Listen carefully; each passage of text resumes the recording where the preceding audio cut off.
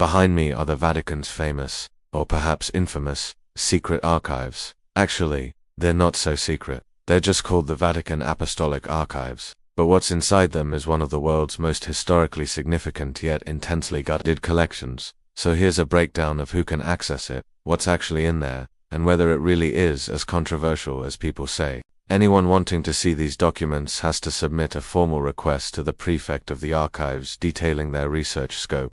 Wait times range from weeks to months, and vague or non-academic purposes are often rejected. Only 60 researchers are permitted each day. Access hours are from 8:30 a.m. to 4 p.m. Monday through Friday, closed on August and Vatican holidays, and there's no public browsing. Documents are retrieved by staff. Researchers can only review items in a monitored reading room. No photography is allowed. So what exactly is in this archive? It's a lot.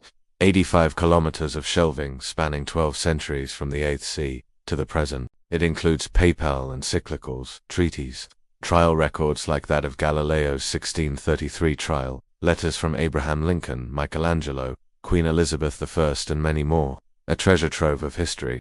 In 2020, Pius XII's World War II archives were opened to the public. This was a big deal. It contains over 1 million pages detailing Vatican diplomacy during the Holocaust. The oldest document is Liber Diurnus from the 8th century containing papal administrative templates. But why the secrecy? Well, the word secret in the title is a bit misleading. Secretum in Latin actually means private or personal, not concealed. The archives were renamed in 2019 to avoid confusion. There are no alien files, no Templar treasure maps, no suppressed gospels. Despite what conspiracy theories may claim, the Vatican isn't hiding anything related to aliens, hidden artifacts, or alternative religious texts. The archives primarily contain records of the Church's internal governance, not evidence of extraterrestrial contact, hidden treasures, or alternate religious texts. However, there are real controversies surrounding these archives.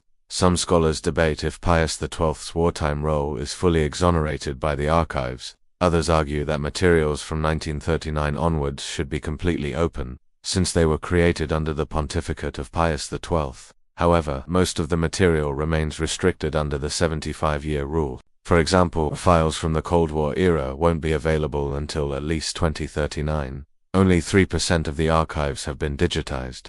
This is partly because it's a slow process, and partly because priority is given to the most fragile documents, those from before the 16th century. However, several important projects exist online. Archivio Vaticano Online, or AVO, is the official portal for digitized inventories. Meanwhile, are collections of leaked documents from within the Vatican. These became famous in 2012 when VatiLeaks revealed various cases of internal corruption. However, these come from various offices within the Vatican and aren't part of the Apostolic Archives. Some famous documents that have been released include a 1527 letter describing the sack of Rome, which gives a first-hand account of the devastation and destruction caused by the invading troops. A copy of Henry VIII's letter asking for a divorce from Catherine of Aragon, which provides insight into the circumstances surrounding the English Reformation. A letter from Galileo to Pope Urban VIII, which details the continued tension between the scientific community and the Catholic Church regarding heliocentrism.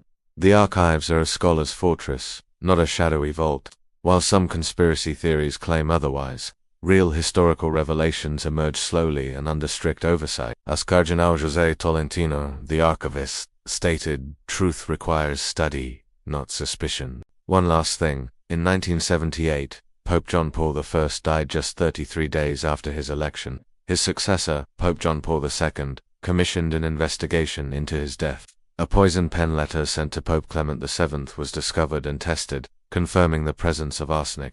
Although it's not directly related to the Apostolic Archives, it's a pretty wild fact. Thanks for watching. Like, comments, and subscribe.